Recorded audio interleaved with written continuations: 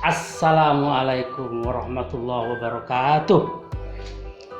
Salam jumpa dengan podcast Ragam. Ragam ini PC saya yang akan saya luncurkan, yaitu di sini kita akan bercerita tentang ragam masalah yang akan kita bahas, yaitu terutama bidang yang selama ini saya tekuni adalah bidang art, yaitu bidang seni. Mudah-mudahan saya akan bisa membagi ilmu kepada peminat yang ingin mengerjakan pekerjaan-pekerjaan yang berhubungan dengan seni, dengan warna, dengan bidang. Nah, sementara ini saya akan pamer duit saya nih. Duit saya banyak banget nih. Karena orang semua pengennya punya duit banyak. Nah, ini kebetulan saya ini punya uang ringgit dari Malaysia ini segini, depok. Kemudian ini uang dari Hong Kong, dolar Hong Kong segini. Kemudian ini uang dari dolar Singapura. Ada lagi dolar. Ini uang rupiah Indonesia. Terakhir ini banyak sekali ini dolarnya Amerika.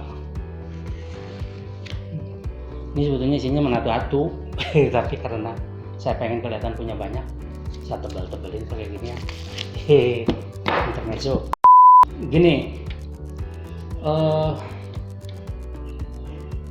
banyak orang yang ingin membuat karya di dalam kanvas atau di dalam lukisan dinding, tapi karena bidangnya tidak mendukung, dia mungkin orang accounting, mungkin dia orang dari bidang teknik, dia tidak punya kemampuan untuk membuat sebuah garis pun yang punya arti di dalam bidang itu, sehingga agak kesulitan ketika ingin mengekspresikan dirinya.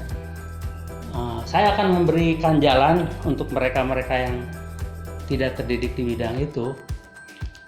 Misalnya berniat untuk melukis di dinding kamarnya dengan lukisan wajah anaknya atau wajah istrinya atau wajah dia sendiri atau bentuk-bentuk lain yang kira-kira menurut dia tertarik untuk ditempelkan, tapi takut membuat bentuk itu salah sehingga nanti jadi ledekan teman-temannya. Makanya saya akan mencoba memberikan jalan bagaimana membuat gambar, terutama gambar yang realistis.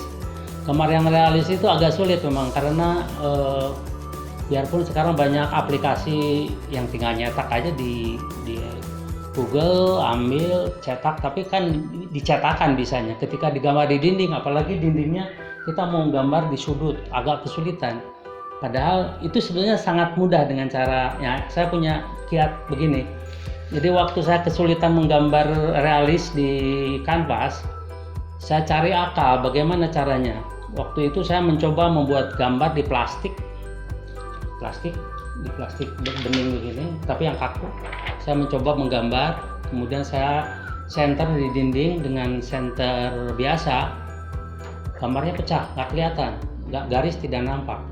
Kemudian saya dengan lampu spotlight, itu pun nggak bisa. Nah, kemudian saya coba lagi dengan lampu center biasa, tidak bisa, gambarnya tidak nongol. Tapi ketika saya coba dengan cahaya lampu HP, nggak tahu itu dia mengandung sinar apa, sehingga ternyata sangat berhasil. Dia bagus sekali untuk disenterkan kepada gambar yang akan kita dilukiskan di kanvas waktu itu sih sebetulnya. Tapi sangat bermanfaat sekali ketika ingin melukis di dinding, karena bisa dipembesaran, bisa dikecilkan, bisa pembesaran. Kemudian setelah nanti garis bentuknya tercapai sesuai dengan apa yang kita inginkan, tinggal kasih ikutin dengan cat yang ingin kita pakai. Tapi sebelumnya saya ajarin dulu membuat gambar di plastik ini. Jadi plastik bening ini kita bisa manfaatkan, beli kertas yang biasa untuk cover makalah, atau juga bekas-bekas cover HP atau bekas kue yang udah ada frame-nya, udah enak. Jadi kita tinggal gambar di situ. Pertama kita copy dulu gambar yang ingin kita kerjakan, kemudian kita jiplak dengan plastik ini pakai pensil atau pakai ini pen yang memang yang bisa di plastik ya. Bisa juga dengan spidol yang permanen supaya ketika kena tangan gini nggak luntur.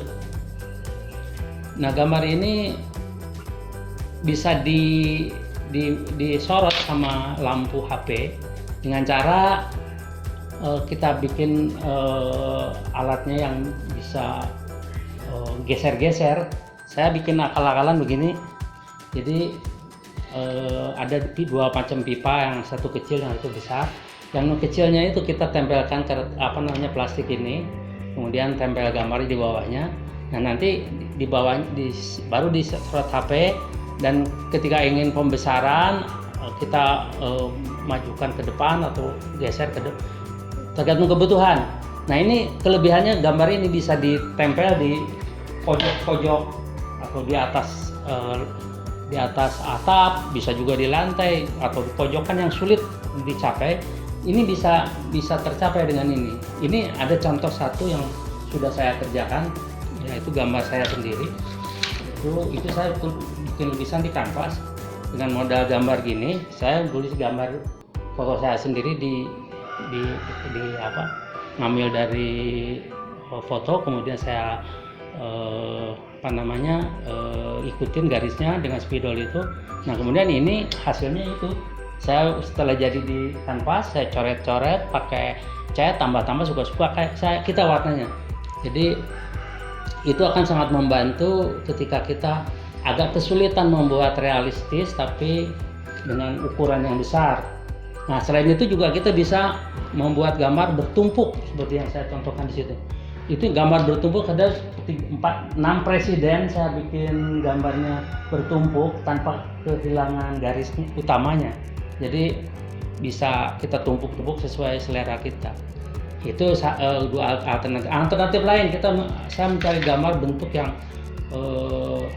untuk gambar, sebetulnya gambarnya gambar sensual, tapi karena kita hanya pengen dapat bentuknya aja, kita ketika nyari garis sulit, kita dapat pengen bentuknya aja, kemudian saya tempel di bawah, tapi dijungkir balik, ditumpuk, dan kita hanya mendapatkan garis outline-nya, kemudian kita warna jadi abstrak, bentuknya abstrak dan posisinya bebas. Jadi nggak ada istilah gambar lukisan ini kebalik, putar kemanapun bisa. Nah, itu kelebihan dengan cara gambar ini. Kemudian ya untuk podcast ini saya sebetulnya punya